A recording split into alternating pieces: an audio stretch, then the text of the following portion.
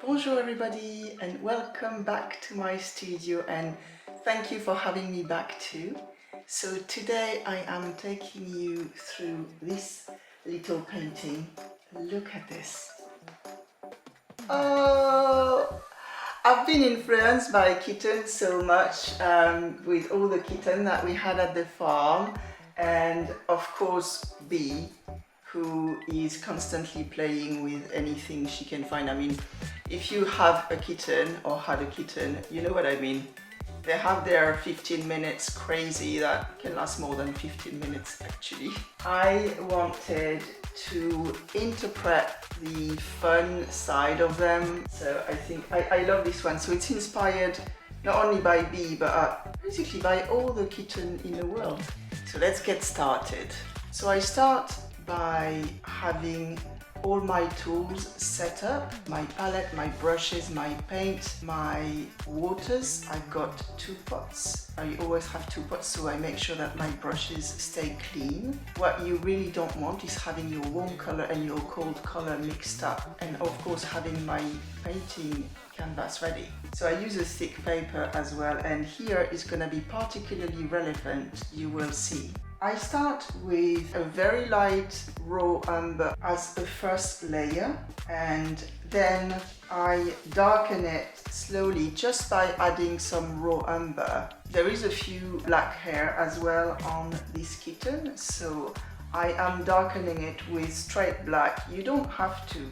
You could use a mix of red and blue as well. My black is never fully black. I do mix it with a raw umber. So I am going on actually with different brushes according to the effect that I want to have. And usually I want some sharpened effect on the foreground and more, I would say, blurry effect on the background. It immediately creates depth. Time for some blues. So in the shadow, you will often have some blue. Once again, on a lot of my painting, I've got these 2 complementary, the blues and the oranges, which we will find here too. So I create my blue mix and apply it on the shadow. I decided that the light will come from top left hand side, so the light blues are going to fall on the bottom right. Just think like the light is coming from a straight line down, and so the shadow will fall under the line.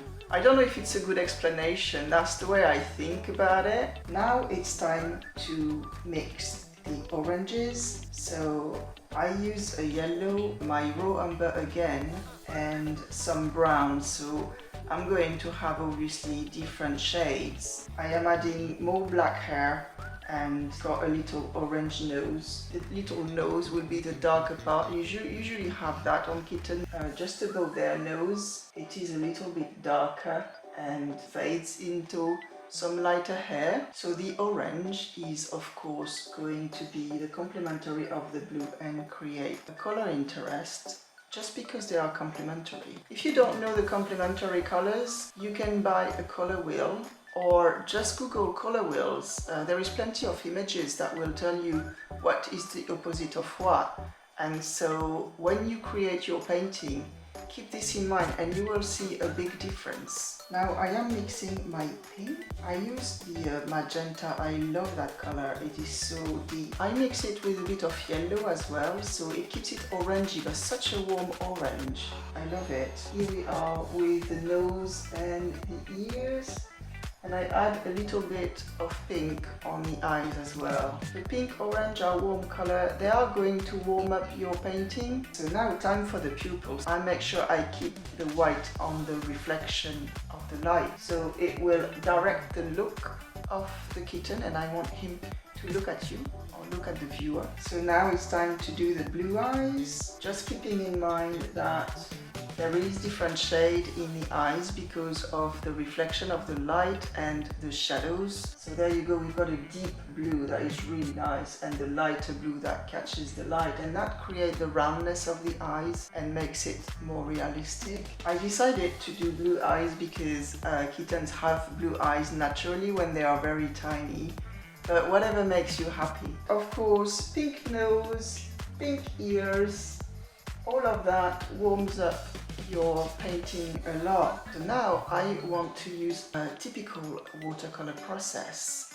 So I decided to work flat. I prepare my mixes first because I need to work fairly fast on this. If my water dries too fast, then I can't have the gradient effect that I want. So I first work the wool as a red ball, forgetting about the details, and then I'm going to add the details of the thread going around. I'm going to build a layer slowly, so I first put a layer of water where I want the paint to be.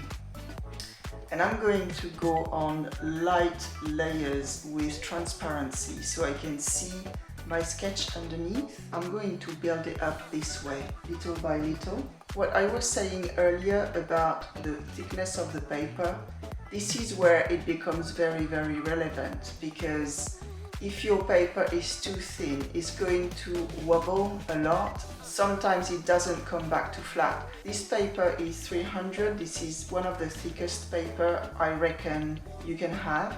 And so it stretched back to flat very easily. I'm adding more wool layers little by little. The red thread, I did this on purpose. It's actually reaching towards you or towards the viewer. It's just a little detail that actually makes you part of the playing time.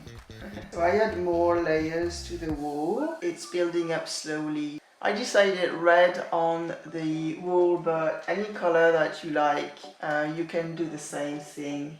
I just love the idea of red. It's kind of a statement.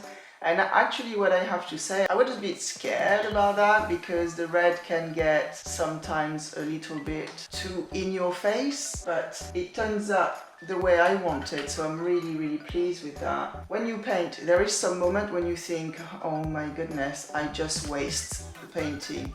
Don't give up at that point. I've done it so many times. And then if you carry on and try to do your best, I'm telling you, something happened and you can be amazed then by the results. So don't give up on a painting. Time to use the black pen. I use the black pen to emphasize certain areas, such as the hair and a few lines of the wool thread that I want to show a little bit more. I use my white pen for a few hair as well when the background area is darker.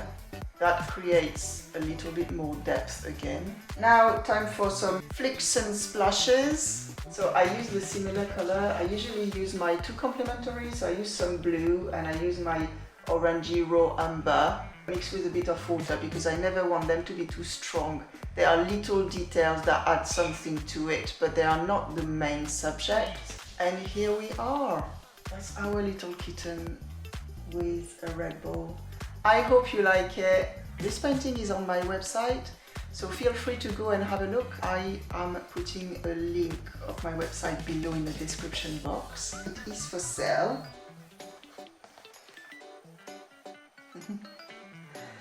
Our little kitten. Oh, I hope this makes you smile. It's just like, what's better than a kitten playing, you know? It just makes you feel good for the whole day. Little announcement, I have been working on merchandising a lot. So I have a shop coming up. I'm really pleased with it. I'm having mugs, cushions, hoodies, face masks. My shop is gonna be available soon. That includes the Rush Hour, we've got Ken the Rooster, we've got my little mouth with cherries. Yeah, so it's gonna be really nice. And really good idea for Christmas as well. I am waiting for some samples to come in so I can show you what they are, what they look like, and I can't wait to receive them. They are on their way. I checked yesterday and they are on their way. They just left. So yes, I'm looking forward to it. In the meantime, thank you so much for watching. You know what, I really hope this little one makes you smile and make you feel good. I love kittens. Who doesn't like kittens? So thank you so much for watching, and I will see you on my next video.